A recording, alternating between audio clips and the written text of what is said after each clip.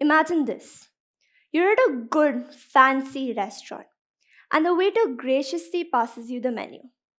You flip through to find a wide range of dishes, spanning over multiple cuisines, each dish looking more delicious than the other.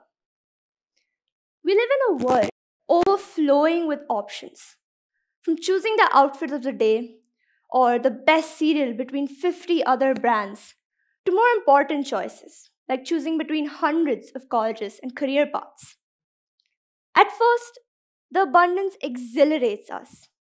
We relish the freedom and power to curate our own realities. More options, more opportunities for us to find the perfect fit. However, I stand before you today to suggest that perhaps having more options isn't always better and can actually lead to unintended negative consequences. How many of you have spent so long trying to figure out what to order on food delivery apps? How many of you have gotten home a dress only to wish you'd got the other? Or how many of you have chosen the right answer in a test, erased it, chose another, and then realized what you did later?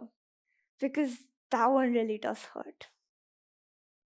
But soon after the savory of freedom, a creeping paralysis sets in. Faced with a sea of opportunities, we find ourselves adrift, drowning with indecision. Is anyone familiar with Hicks' Law? For those of you who aren't, Hicks' Law, or the Hick-Hyman Law, is a psychological principle named after William Edmund Hick and Ray Hyman. These two psychologists conducted several researches based on human information processing and reaction time in the early 1950s. The law states that the more options presented to a person, the longer it will take him or her to decide on the best choice. Similarly, studies have shown that when encountered with a multitude of options, people face greater anxiety to choose the right choice. This causes us to constantly second guess ourselves, and this overbearing weight of choice leads us down a treacherous path, the path of regret. Agonizing over missed opportunities, haunted by the what ifs that echo in our minds, this regret poisons our present. It steals the joy from the moment, replacing it with a gnawing dissatisfaction. To highlight this catastrophe further, I take inspiration from an amazing author. I saw myself sitting in the crotch of this fig tree, starving to death, just because I couldn't make up my mind which of the figs I wanted to choose. I wanted each and every one of them, but choosing one meant losing all the rest. And as I sat there, unable to decide, the figs began to wrinkle and go black, and one by one, they plopped to the ground to my feet. The text is an excerpt from Sylvia Plath's short story, The Fig Tree, where it tells the tale of a woman who finds herself paralyzed while trying to choose a fig from a tree.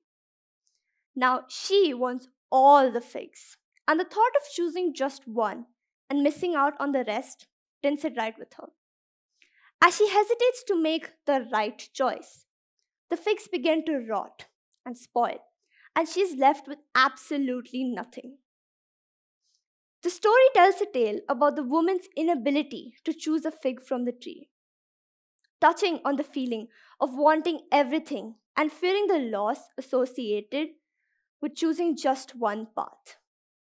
It tells us about how she faces with indecision in the face of a copious amount of choices. This FOMO, or fear of missing out, can breed regret if one dwells on the what ifs of the chosen path. In today's world, we're constantly bombarded with options, from what to eat to what to wear to what career to pursue.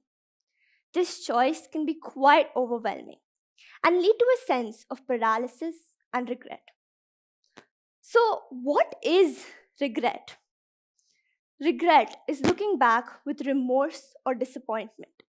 Just like the time you make plans to go out and then fully regret it when the time actually comes. Or when you ask your friends for an honest opinion, but their opinion just gets way too honest.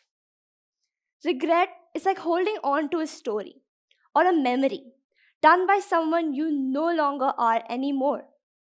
Dwelling on the past won't change what happened.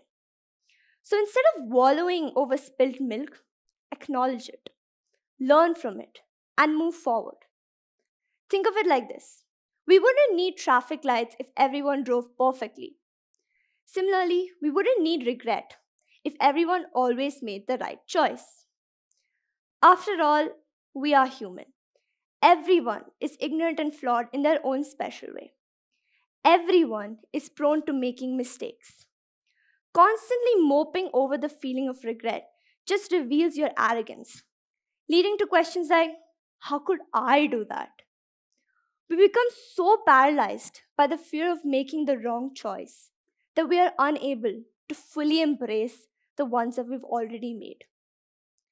Fun fact: bees also face a similar dilemma. Yeah, bees. When in a field full of pretty, colorful flowers, they spend more time trying to figure out what to feast on when flowers of two or more colors are available, rather than when just a single colored flower is present.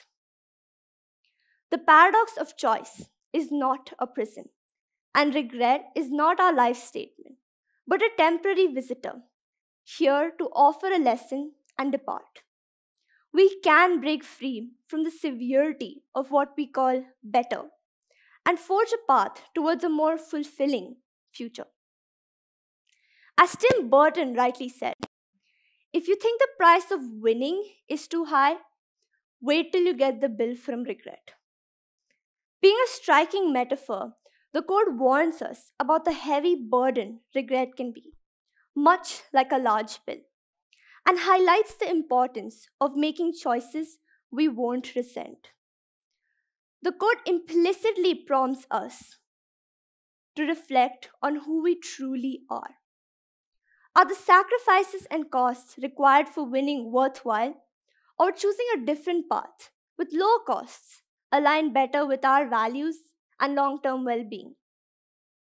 The paradox of choice is what we think more options would make us happier, when in reality, it leads to feelings of immobility and discontent. So, how do we escape the tyranny of choices? We start by forgetting the line, it could have been better. We focus less on trying to make the mythical, perfect choice. We learn to accept ourselves for who we are and not who we're supposed to be. We work to go with our gut instinct and stop endlessly comparing alternatives. It is important to remember that while having many choices can get quite distressing, it empowers us to shape our lives. Making informed decisions, focusing on the positives of the chosen path, and practicing gratitude can help navigate your way through the complex emotions surrounding choice and minimizing regret in the long run. At the end of the day, we can't make regret just vanish into thin air. So we live with them and feel them to a certain extent. We don't let it stop what we do. Over time, it will fade, replaced by a newly found appreciation for simpler things. So, let us not be prisoners of possibilities, but the explorers of present, navigating highways of life with clarity, purpose, and the well learned lessons of regret. Thank you.